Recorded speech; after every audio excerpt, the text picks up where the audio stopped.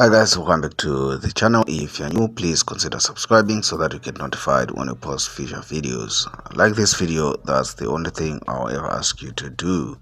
If you're looking for indicators, robots, systems and stuff like that, visit our blogs. Links are in the description box below. Go through them and see if you cannot find what you're looking for. Okay, let's get into today's video. So thanks to the recent videos that I posted, I also got a question. How do you actually go about suing a forex broker? How do you go about suing a forex broker? Leave a comment in the comment section below if you ever wanted to sue a forex broker.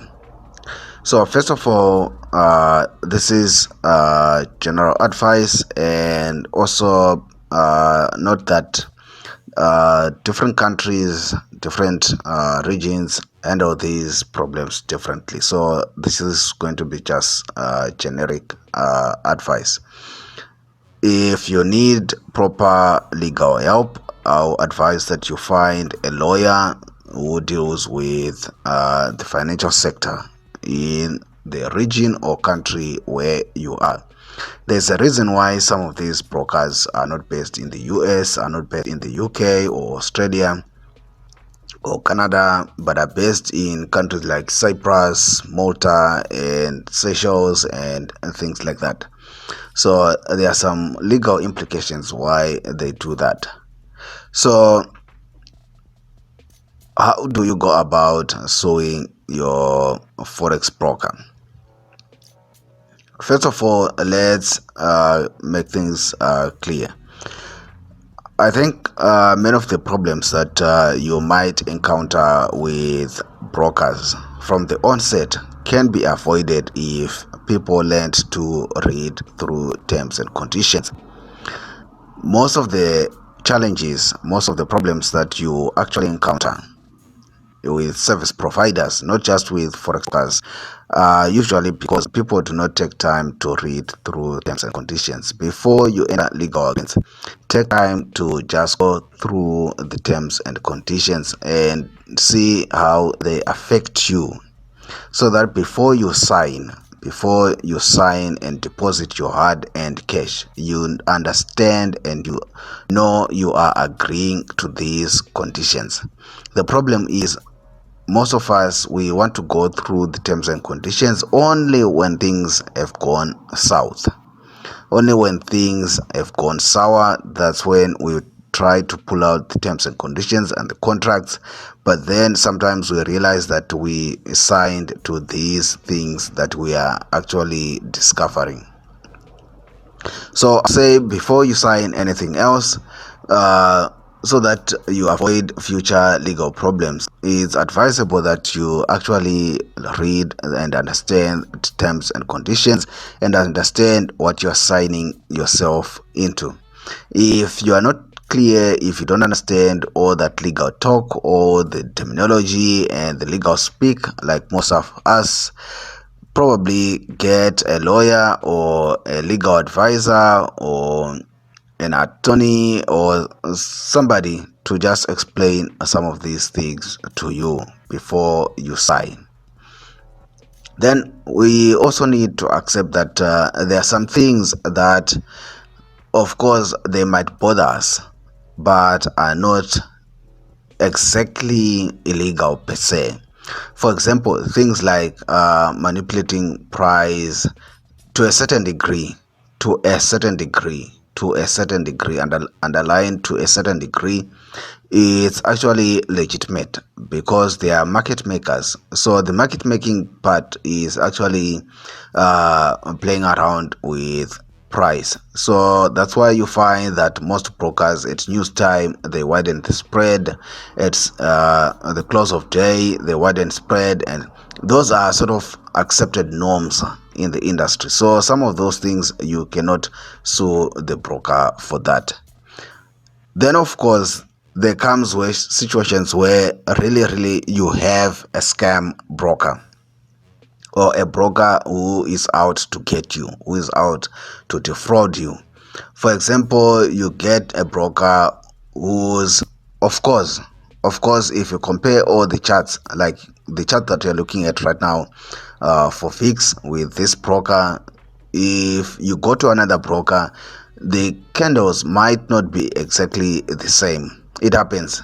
You'll find that the Wanda feed is different to the fxcm feed, is different to, sorry about that, is different to XNS, is different to that next broker and stuff like that.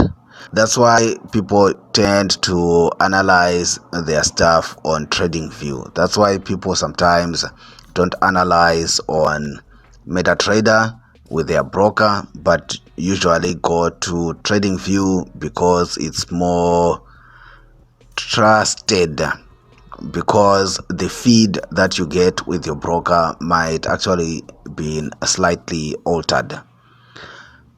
Some of those is still allowed, but there will be extreme cases where there are obvious differences, like obvious differences.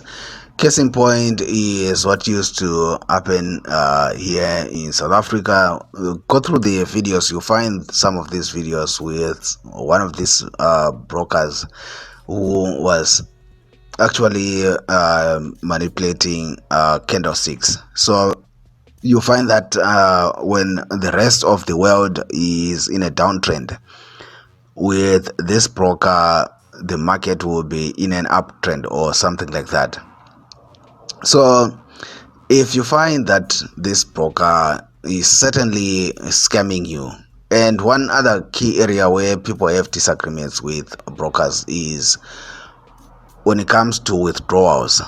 For example, if you deposit your money, if you are transferring your Bitcoin, if you are transferring your money into this broker's account, it's so simple to do.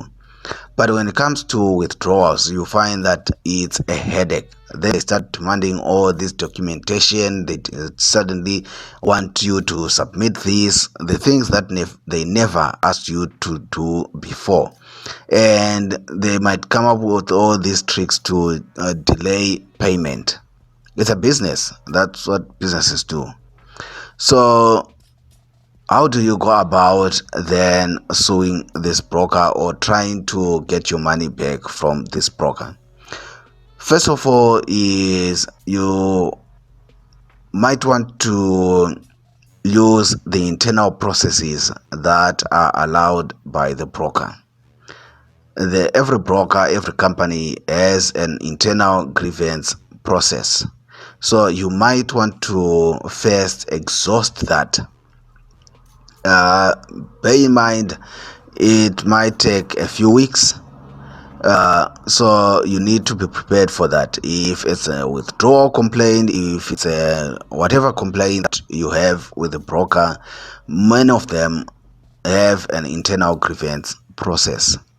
So you might need to exhaust that and make sure you have exhausted it.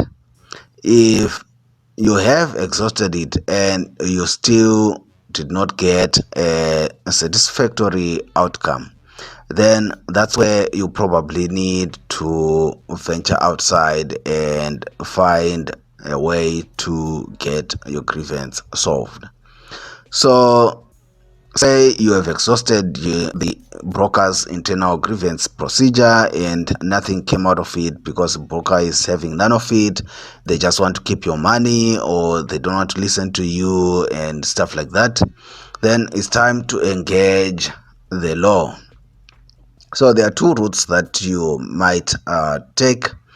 First, there is the court system.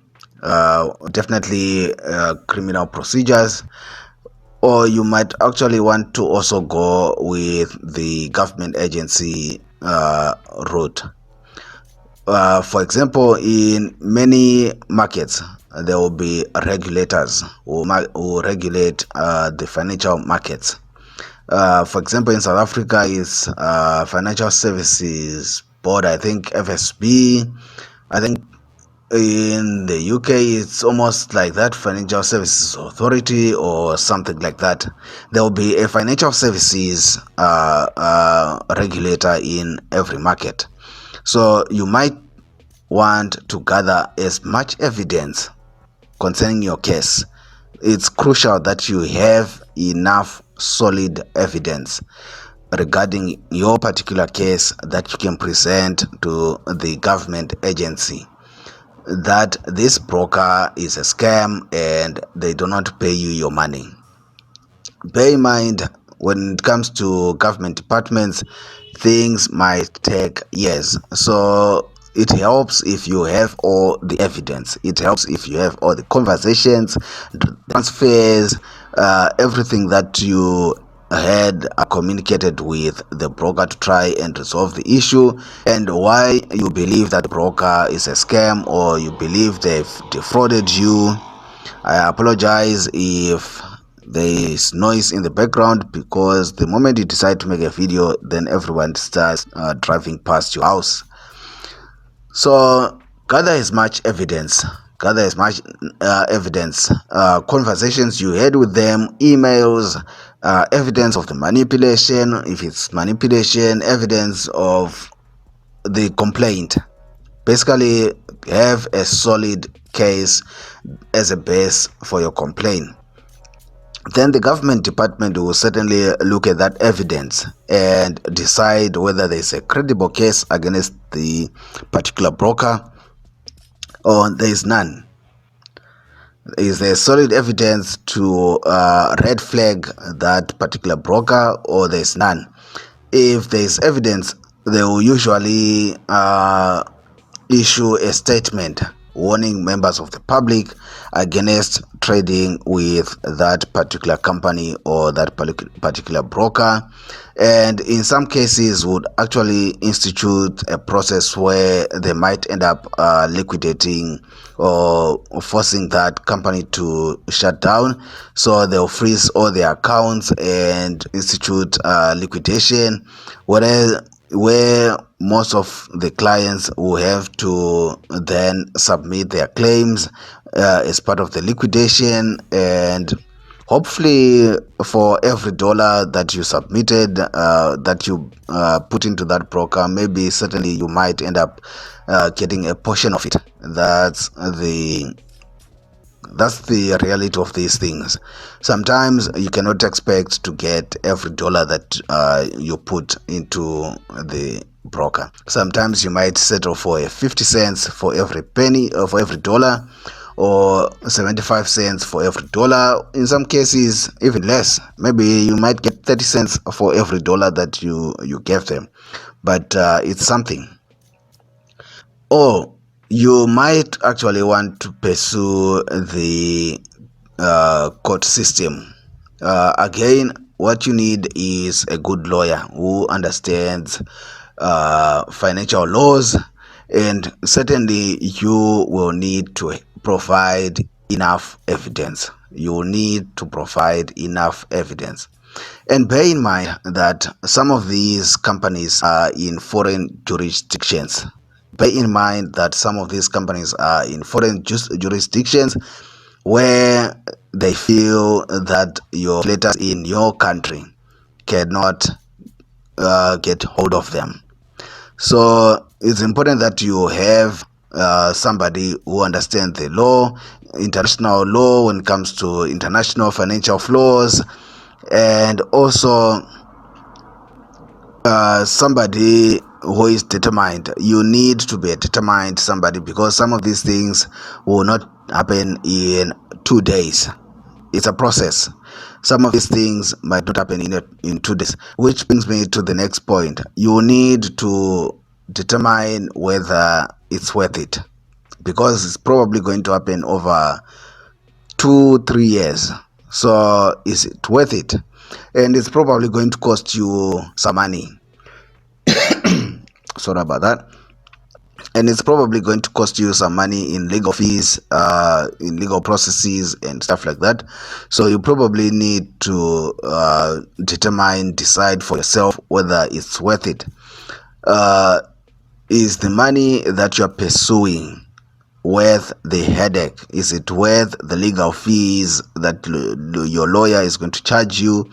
Is it worth all the energy that you're going to put into it? If the broker ran away with your $100, again, I'll say probably let it go. It's your money. Of course, you are mad, you are angry, but let it go. You've learned your lesson. Then certainly warn others and don't deposit with that broker again. Find a broker that's reliable.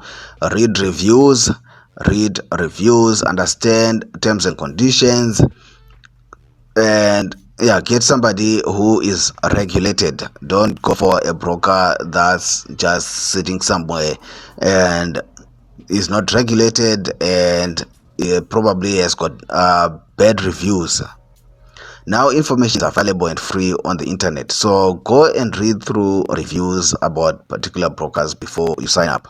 So if it's $100, if it's $1,000, even if it's $1,000, I'll say probably learn your lesson, dust yourself up, and move on.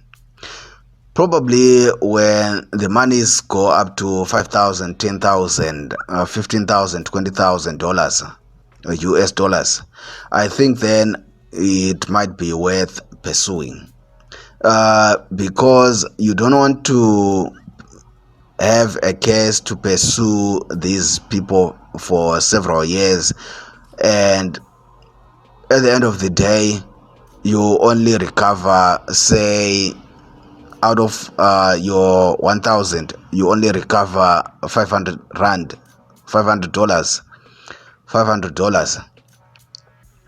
and your legal fees are more than $3,000. Then it wasn't worth the effort. Then certainly it wasn't worth the effort. So you need to determine for yourself whether it's going to be worth it before you actually pursue these people. If you have questions, if you have comments, if you have thoughts, please leave them in the comment section below. I'd like to hear what you think. Subscribe if you're not yet subscribed. Until next time, bye.